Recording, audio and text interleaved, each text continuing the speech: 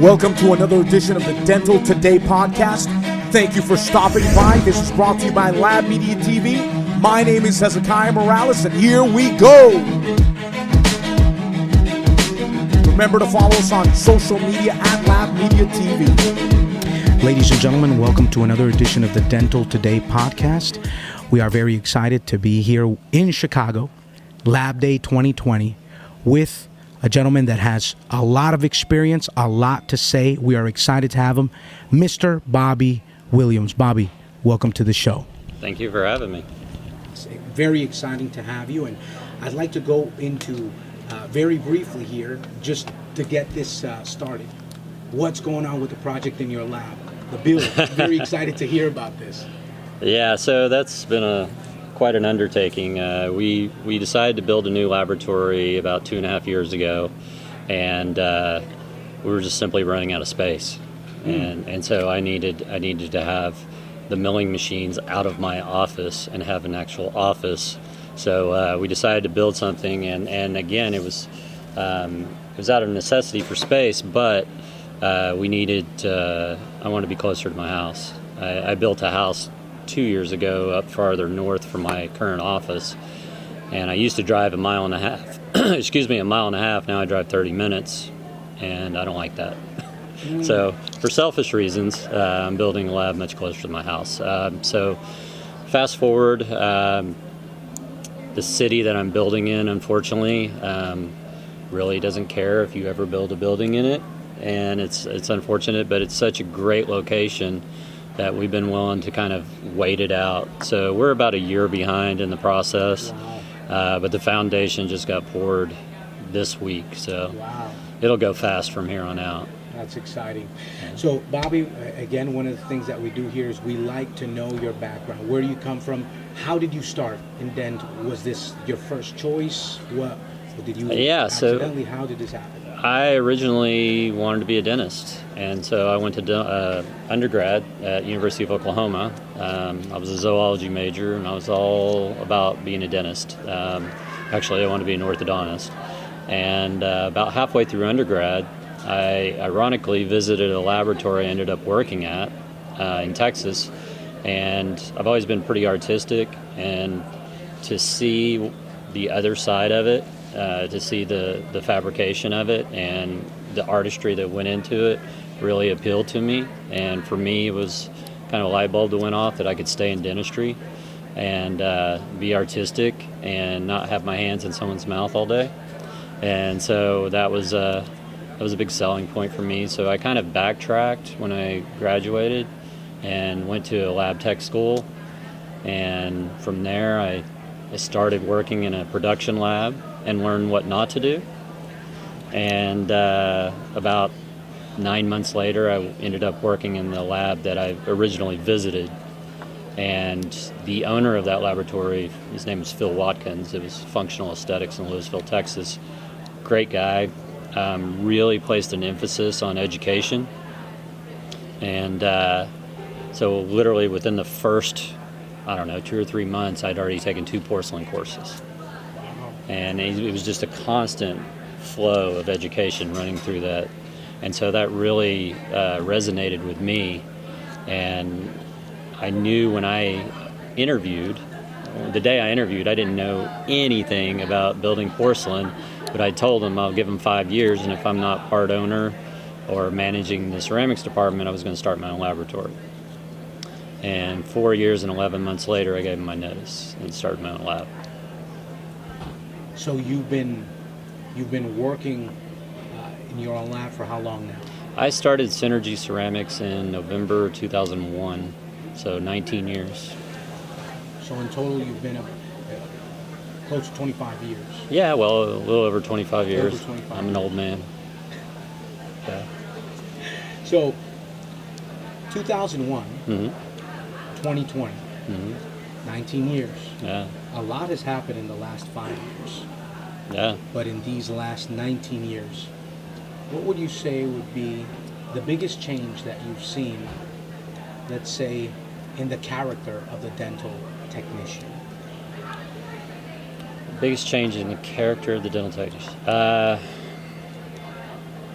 I think education has really taken a back seat in dental lab technology, and I probably take more CE courses than I teach every year by double, easy. Again, education was hammered into me at my previous job, and for me, I watched my owner, who probably knows more about dental lab technology and dentistry in general than most people we know in this meeting, consistently educating himself. And so that just never stopped with me. And over the last 20 years, basically, I've seen a severe lack of education in our field, and it's really disappointing. You see dental lab schools closing down right and left. I mean, there's very few that are even open anymore. In my opinion, and I think everybody should have to be certified and should have to take some form of formal education. I believe a minimum of 2 years, but we're the only developed country in the world that doesn't require technicians to have an education. You can walk right off the street and call yourself a dental technician, and I think it's unfortunate. And the profession has suffered because of it over the years. Why do you think that in the rankings of education, which the United States is in, that lacking of, let's call it, expectation or the standard?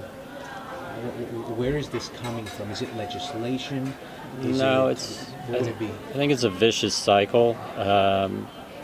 So let's say you're asked to go through let's just pretend we have a set that you have to get an associate's degree to become a dental lab technician. So that technician spends 2 years of his or her life developing an education and enriching themselves in this business. And then they go out into the field and they're hit smack in the face with a salary that's probably lower than what people make at Starbucks. And so why would you do that? And the vicious cycle is technicians as a whole have done it to themselves over the years. It's our fault. And I say that because technicians have undercut each other for so long that it's almost like, I liken it to, Dave Chappelle's crackhead character. Mm-hmm. He's like, I'll do anything for a crown. I'll do it for $1 less. No, I'll do it for $2 less. And all that does is let clinicians sit back and just laugh. I mean, honestly, they're laughing and they're like, you guys fight over me and I'll take the guy that has the lowest price. And so that, in combination with the education that's disappearing and nobody's coming into this workforce, it's great for me, but as the industry as a whole, I mean, we're hurting. You're seeing an attrition of dental labs across the country like we've never seen before in the last 5 years. Dental laboratories closing left and right. Yeah, I mean, you would come to this meeting 5 years ago, 10 years ago, and I could point out 20, 30 guys that had good, solid, middle of the road, middle price, just good, solid work, everyday work, labs of 10 to 20 people. Those are almost non-existent today. It's either you're a small boutique lab that charges an exorbitant amount of money, or you're a huge production lab that is on a race to the bottom with Glidewell and whomever else wants to be on that race. And so when I started my lab in 2001, even back then, I said I would never do that. And I basically took fee schedule from my old lab and raised everything $75 a crown because I knew I could slow down and create that quality. And I never looked back. I didn't go knocking on doors for business. I created 100% of my business through referrals. And so I was lucky enough to get one client, and then that client refer, and that's a long, painful process. but it's the best kind of business building you could possibly do. I don't advertise ever. And we're fortunate. We're very fortunate to have clientele that we can kind of pick and choose who we want to work with. And it's because I've spent 19 years developing a referral business and not a solicitation business. So, in other words, your goal is not to present a price. Your goal is to allow your work to speak for itself and behind closed doors, yes, without you being present. Am I understanding that correctly? Yes. If a clinician calls me up, and they do about 3 to 4 times a week, we get people calling asking us, if the first thing out of their mouth is, how much do you charge for a crown? I don't even acknowledge it. I say, I'm not a good fit for you. Because if the first thing out of their mouth is that, they don't give a crap of what my quality is. It's all about price. And I'm not in the dictatorship business. I'm in the partnership business.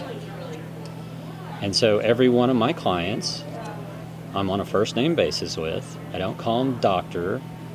I call them Steve or Linda. Now, of course, I treat them with respect when I call their office and ask for Dr. Johnson. But if I'm face-to-face or on the phone, it is a partnership. This isn't about ego. I'm not trying to be the coolest technician on the planet, or I don't want my dentist to think they're the coolest clinicians on the planet. This is about the end result, which is the patient. And so that's how we view our business, and nothing goes out of my lab unless I'm confident I would put that in my mother's mouth, my father's mouth, my relatives, anybody, grandmother.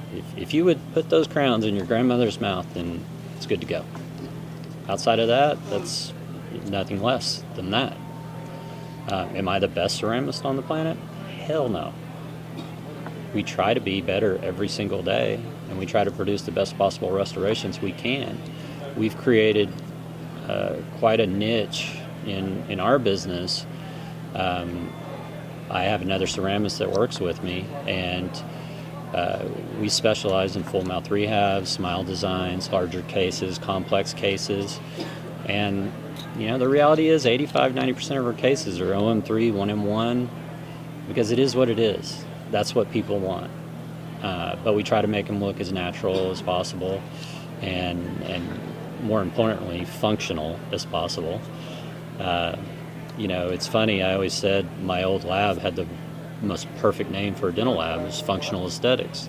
Function first, aesthetics second.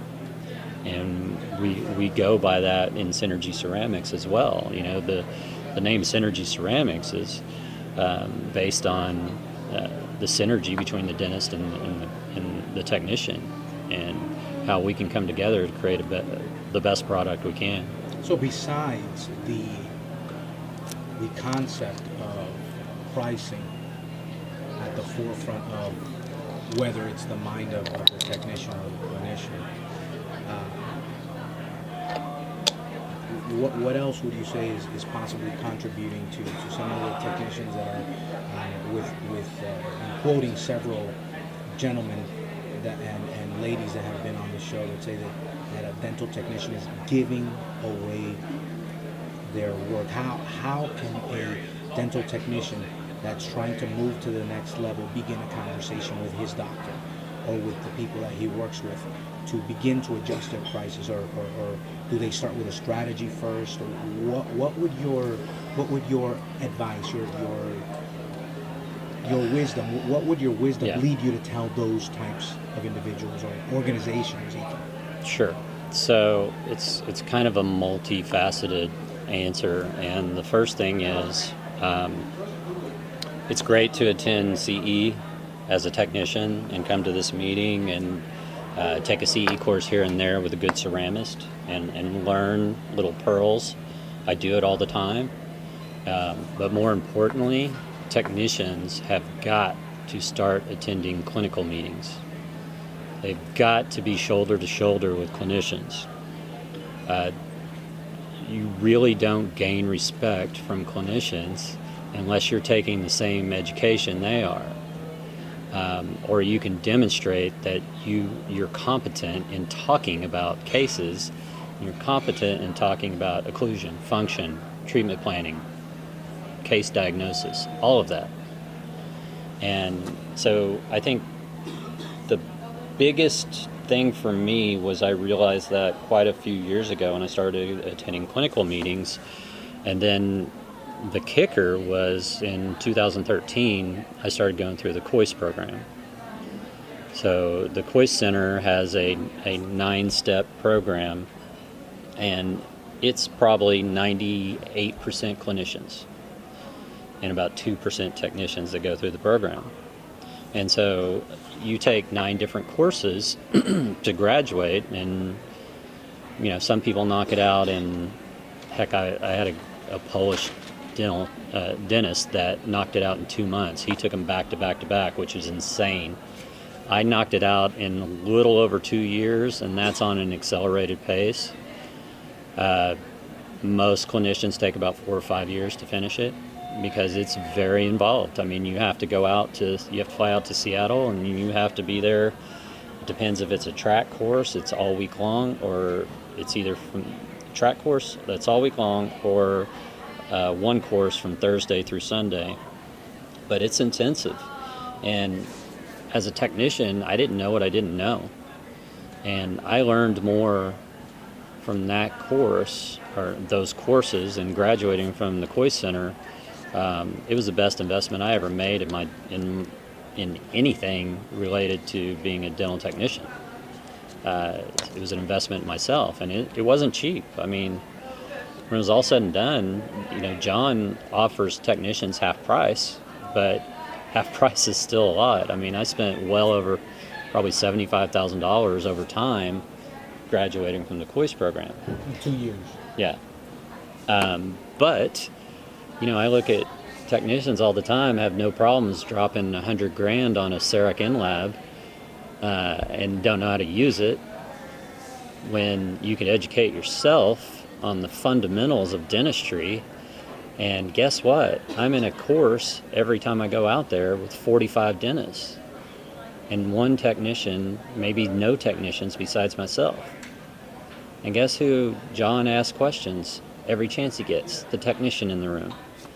And John's very, very protective of dental technicians, and he really promotes the technicians to come out and go through the program because he wants COIS educated technicians to help support all the COIS dentists. And every break, guess what happens? 2 or 3 doctors come up to me, "Hey, do you have a card?" I paid for that course over and over and over again, all 9 of them. And it was the best education I ever received. And I still to this day have incredible relationships with clinicians all over the country because of it, whether I work with them or not. And price is rarely discussed. Quality is discussed. How are we going to do what's best for the patient is discussed. Education, educating yourself, investing in education. So what would your comment be if somebody, let's just say there's a technician that's in the crossroads and they find themselves pressured by the modern technician mentality of getting into digital now, and again, there's a momentum that technology is bringing with it, and that it's pushing. But what would you tell these technicians that may have not had the experiences that you've had and are looking to not survive but strive in the dental technician profession? So there's been a technology momentum going on for 17 years. I mean, I started a second lab called TechSource Dental in 2003, and at the time we were the 8th authorized lava milling center in the country. And I was kind of laughed at when I started it by 3M because all these big labs like Issaquah and Dale Dental at the time that were outsourcing they were the only ones buying a lava system. And at the time, the lava system was quite expensive. It was $250,000 for one system, which was a mill, a scanner, and a sintering furnace. We bought it, and we started TechSource because we knew we could improve upon the outsourcing aspect of dental lab technology. And at the time, not a lot of folks wanted to drop that kind of cash on like a CAD/CAM system. And the ones who did had all the outsourcing they wanted. But back in 2003, you would send, for instance, your model in, and you would have a coping made. You wouldn't have a crown made, or it would be a coping, a zirconia coping, and you got back what you got back. It may not have been supported correctly. So what we did was we took Synergy's kind of business model and transferred it into TechSource, and created a higher quality outsourcing lab. And so that was great. And, fast forward 3 years later, and we had 3 lava mills going full steam. We were doing well over 100 copings, not crowns, a day at $89 a coping. I call it the salad days. Because, it was nice. Up until 2008, we felt like we were printing money. And I promise I'm not bragging. It was great. And then the economy took a nosedive. And so I had some very, very good advice from a gentleman who's not with us anymore, a gentleman named Mark Jackson. And he had a lava mill too. And he told me, Bobby, be careful. Get as much as you can, as fast as you can out of those mills, because zirconia will become a commodity within the next year. And I was young and arrogant, and I said, no, we're selling a Mercedes, and everybody's going to want it. There's a market for Mercedes and a market for Toyota, and the economy's not going to have any effect. Well, I was dead wrong, and he was absolutely right.